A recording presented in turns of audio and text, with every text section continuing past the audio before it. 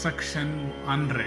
Vaisampayana said, "The monarch Santanu, the most adored of the gods and royal sages, was known in all the worlds for his wisdom, virtues, and truthfulness of speech, the qualities of self-control, liberality, forgiveness, intelligence, modesty, patience, and superior energy ever dwelt in that bull among men. Viz. Santanu, that great being endued with these accomplishments and conversant with both religion and profit, the monarch was at once the protector of the Bharata race and all human beings. His neck was marked with 3 lines like a conch shell. His shoulders were broad and he resembled in prowess an infuriate elephant. It would seem that all the auspicious signs of royalty dwelt in his person, considering that to be their fittest abode. Men, seeing the behavior of that monarch of great achievements, came to know that virtue was ever superior to pleasure and profit. These were the attributes that dwelt in that great being, that bull among men, Santanu, and truly there was never a king like Santanu. All the kings of the earth, beholding him devoted to virtue, bestowed upon that foremost of virtuous men the title of King of Kings. And all the kings of the earth, during the time of that Lord Protector of the Bharata race, were without awe and fear and anxiety of any kind, and they all slept in peace, rising from bed every morning after happy dreams. And owing to that monarch of splendid achievements, resembling Indra himself in energy, all the kings of the earth became virtuous and devoted to liberality, religious acts, and sacrifices. And when the earth was ruled by Santanu and other monarchs like him, the religious merits of every order increased very greatly. The Kshatriyas served the Brahmanas, the Vaishyas waited upon the Kshatriyas, and the Sudras, adoring the Brahmanas and the Kshatriyas, waited upon the Vaishyas. And Santanu, residing in Hastinapura, the delightful capital of the Kurus, ruled the whole earth, bounded by seas. He was truthful and guileless, and like the king of the celestials, himself conversant with the dictates of virtue. And from the combination in him of liberality, religion, and asceticism, he acquired a great good fortune. He was free from anger and malice, and was handsome in person like Soma himself. In splendor he was like the sun, and in impetuosity of valor like Vayu. In wrath he was like Yama, and in patience like the earth. And O king, while Santanu ruled the earth, no deer, boars, birds, or other animals were needlessly slain. In his dominions the great virtue of kindness to all creatures prevailed, and the king himself, with the soul of mercy and void of desire and wrath, extended equal protection unto all creatures. Then sacrifices in honor of the gods, the rishis, the pitris commenced, and no creature was deprived of life sinfully. And Santanu was the king and father of all, of those that were miserable, and those that had no protectors, of birds and beasts, in fact of every created thing. And during the rule of the best of Kurus, of that king of kings, speech became united with truth, and the minds of men were directed towards liberality and virtue.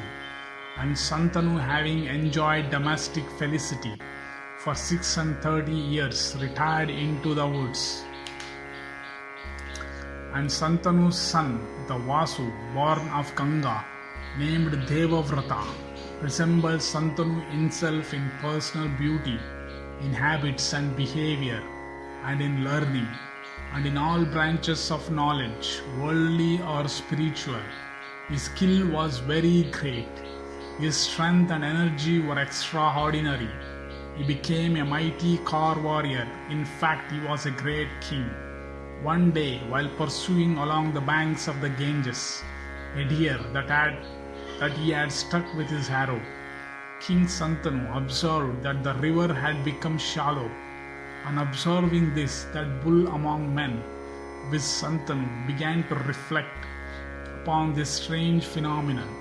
He mentally asked why that first of rivers ran out so quickly as before, and while seeking for a cause, the illustrious monarch beheld that a youth of great comeliness, well built and amiable person like Indra himself, had by his king celestial weapons checked the flow of the river. And the king, beholding this extraordinary feat of the river Ganga, having been checked in her course near where that youth stood, became very much surprised. This youth was no other than Santanu's son himself, but as Santanu had seen his son only once a few moments after his birth, he had not sufficient recollection to identify that infant with the youth before his eyes.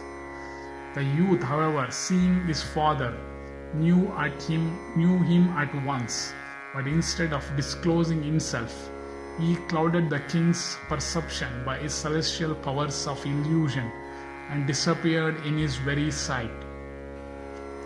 King Santanu, wondering much at what he saw and imagining the youth to be his own son, then addressed Ganga and said, "Show me that child." Ganga, thus addressed, assuming a beautiful form and holding the boy decked with ornaments in her right arm, showed him to Santanu. And Santanu did not recognize that beautiful female bedecked with ornaments and attired in fine robes of white, although he had known her before. And Ganga said, "O tiger among men, that eighth son whom thou hadst some time before begot upon me is this. Know that this excellent child is conversant with all weapons. O monarch, take him now. Have reared him with care and go home. O tiger among men, taking him with thee, endued with superior intelligence. He has studied with Vasishtha, the entire Vedas with their branches, skilled in all weapons and a mighty bowman. He is like Indra in battle. And O Bharata, both the gods and the asuras look upon him with favor. Whatever branches of knowledge are known to Usanas, this one knoweth completely, and so is he the master of all those Shastras, that the son of Angiras, Brihaspati, adored by the gods and the asuras, knoweth, and all the weapons known to the powerful and invincible Rama, the son of Jamodagni, are known to this thy illustrious son of mighty arms.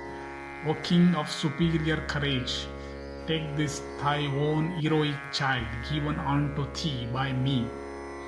He is mighty, bowman and conversant with the interpretation of all treatises on the duties of a king."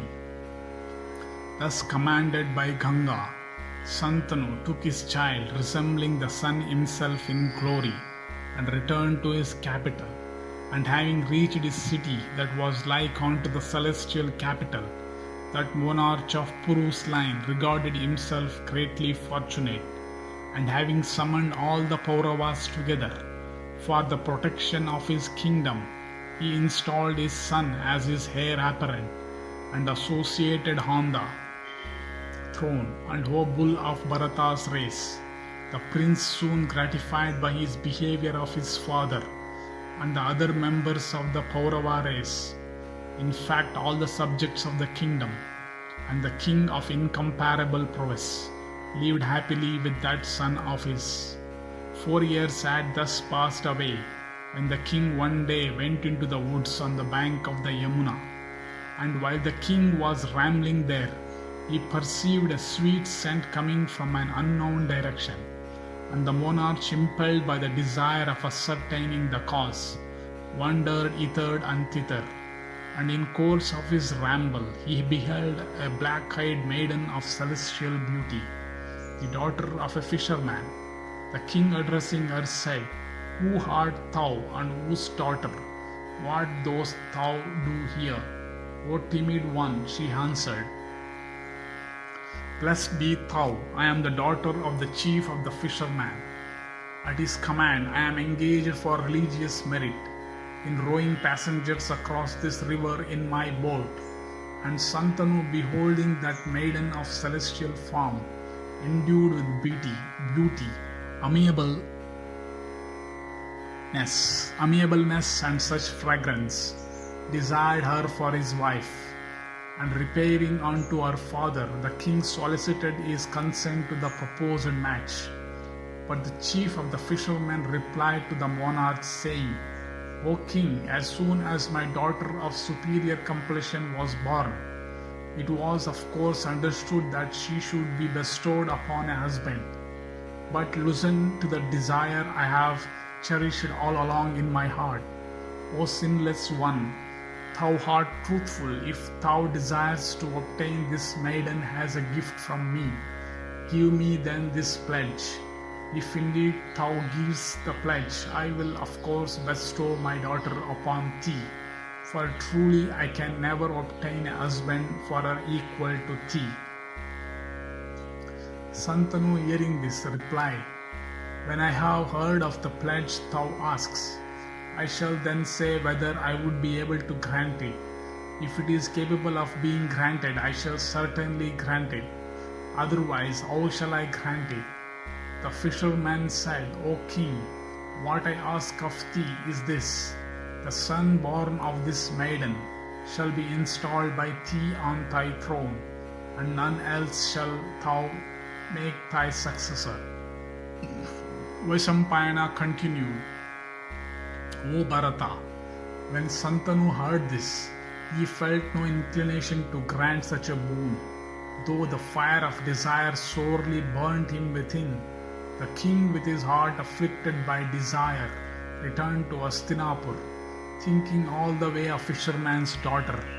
And having returned home, the monarch passed his time in sorrowful meditation. One day, Devavrata, approaching his afflicted father, said, "All is prosperity with thee. All chiefs obey thee. Then how is it that thou grievest thus? Absorbed in thy own thoughts, thou speakst not a word to me in reply. Thou goest not out on horseback now. Thou lookst pale and emaciated. Having lost all animation, I wish to know the disease thou suffers from, so that I may endeavor to apply a remedy." Thus addressed by his son, Santanu answered, "Thou sayest truly, O son, that I have become melancholy. I will also tell thee why I am so. O thou of Bharata's line, thou art the only scion of this our large race. Thou art always engaged in sports of arms and achievements of prowess. But, O son, I am always thinking of the instability of human life. If any danger overtake thee, O child of Ganga, the result is that we become sonless.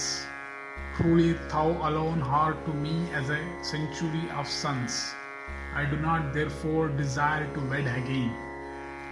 I only desire and pray that prosperity may ever attend on thee, so that our dynasty may be perpetuated.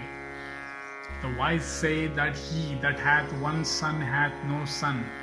Sacrifices before fire and the knowledge of the three Vedas yield, it is true, everlasting religious merit. But all these, in point of religious merit, do not come up to a 16th part of a religious merit attainable on the birth of a son.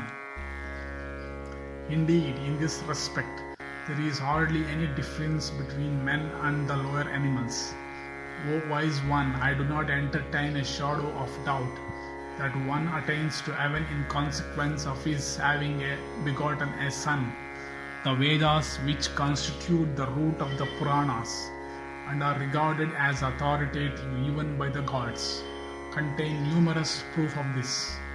O thou of Bharata's race, thou art a hero of excitable temper, who is always engaged in the exercise of arms. It is very probable that thou will be slain on the field of battle. If it so happen, what then will be the state of the Bharata dynasty? It is this thought that hath made me so melancholy. I have now told thee fully the causes of my sorrow. Vaisampayana continued. Devavrata, who was endued with great intelligence, having ascertained all this from the king, reflected within himself for a while. He then went to the old minister devoted to his father's welfare and asked him about the cause of the king's grief. O bull of Bharata's race, when the prince questioned the minister, the latter told him about the boon that was demanded by the chief of the fishermen in respect of his daughter Gandhavati. Then Devavrata, accompanied by many Kshatriya chiefs of venerable age, personally repaired to the chief of the fishermen and begged of him his daughter on behalf of the king. The chief of the fishermen received him with due adorations.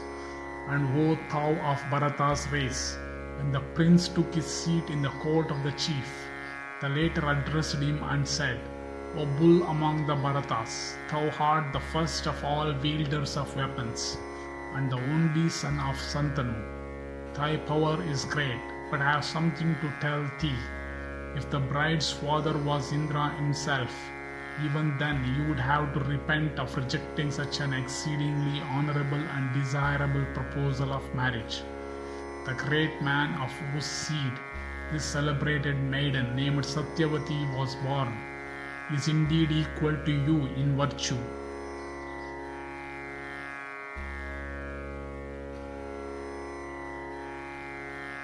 He hath spoken to me on many occasions of the virtues of thy father, and told me that the king alone is worthy of marrying Satyavati. Let me tell you that I have even rejected the solicitations of that best of Brahma Rishis, the celestial sage Asita, who too had often asked for Satyavati's hand in marriage. I have only one word to say on the part of this maiden. In the matter of the proposed marriage, there is one great objection, founded on the fact of a rival in the person of a co-wife's son. O oppressor of all foes, he hath no security even if he be an Asura or a Gandharva, who hath a rival in thee. There is this only objection to the proposed marriage, and nothing else. Blessed be thou, but this is all I have to say in the matter of the bestowal or otherwise of Satyavati. Vaisampayana continued, O thou of Bharata's race, Devavrata, having heard these words, and moved by the desire of benefiting his father, thus answered in the hearing of the assembled chiefs, O foremost of truthful men, listen to the vow I utter. The man has not been or will not be born, who will have the courage to take such a vow. I shall accomplish all that thou demands. The son that may be born of this maiden shall be our king.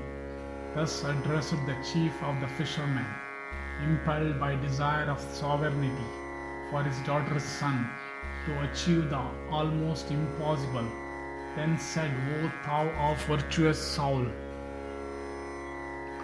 thou art come hither as full agent on behalf of thy father Santanu, of immeasurable glory.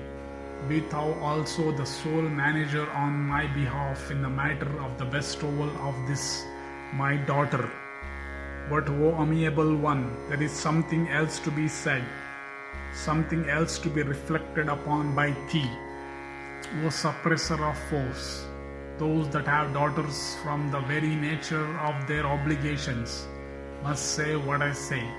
O thou that art devoted to truth, the promise thou hast given in the presence of these chiefs for the benefit of Satyavati hath indeed been worthy of thee, O thou of mighty arms. I have not the least doubt of its ever being violated by thee, but have my doubts in respect of the children thou mayest beget. Vaisampayana continued, O king, the son of Ganga, devoted to truth, having ascertained the scruples of the chief of the fishermen, then said, moved thereto by the desire of benefiting his father, chief of fishermen, thou best of men, listen to what I say in the presence of these assembled kings. Ye kings, I have already relinquished my right to the throne. I shall now settle the matter of my children. O fisherman, from this day I adopt the vow of brahmacharya, study and meditation in celibacy. If I done sunless, I shall yet attain to regions of perennial bliss in heaven. Vaisampayana continued, upon these words of the son of Ganga, the hair on the fisherman's body stood on end from glee, and he replied, I bestow my daughter. Immediately after, the Apsaras and the gods, with diverse tribes of rishis, began to rain down flowers from the firmament upon the head of Devavrata, and exclaimed, This one is Bhishma, the terrible. Bhishma, then to serve his father, addressed the illustrious damsel and said, O mother, ascend this chariot, and let us go on to our house. Vaisampayana continued, having said this, Bhishma helped the beautiful maiden into his chariot. On arriving with her at Hastinapura, he told Santanu everything as it had happened, and the assembled kings jointly and individually applauded his extraordinary act and said, He is really Bhishma, the terrible. And Santanu also, hearing of the extraordinary achievements of his son, became highly gratified and bestowed upon the high-souled prince the boon of death at will, saying, Death shall never come to thee as long as thou desires to live. Truly death shall approach thee, O sinless one, having first obtained thy command. Thus ends the 100th section in the Sambhava Parva of the Adi Parva.